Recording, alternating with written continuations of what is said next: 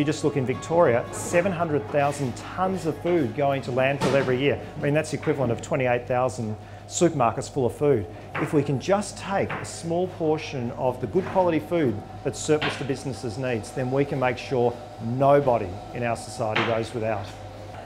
FareShare started 12 years ago, and really it was just a handful of people who saw an opportunity of taking food that would otherwise be thrown out and turning it into meals for people who were going without. And over 3 shifts a day, we're able to cook 2,000 meals, which we can then give out to, well, last year we helped around 380 charities with free nutritious food.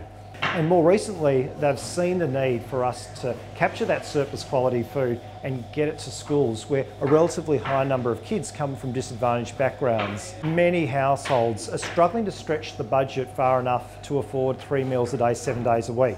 Parents are going to work, skipping lunch, and kids are going to school without having had breakfast, or there's no money for the tuck shop or food in the lunchbox.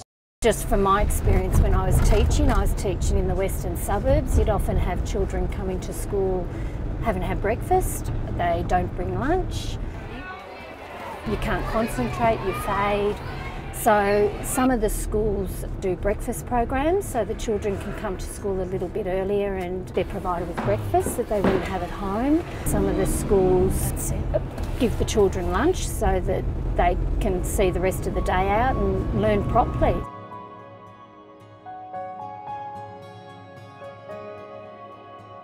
Around 300,000 Victorians are going without food at some stage during the course of the year, and many of those are kids. So if we can take that food, get it to the people who need it, and in the middle, cook healthy meals, then, it's a win for everybody.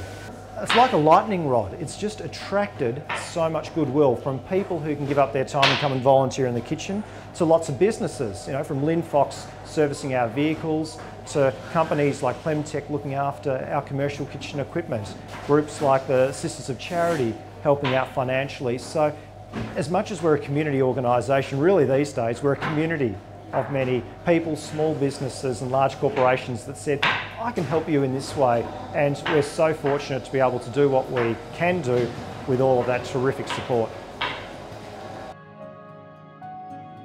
Each year we rescue more food, cook more meals and help more people who would otherwise go hungry.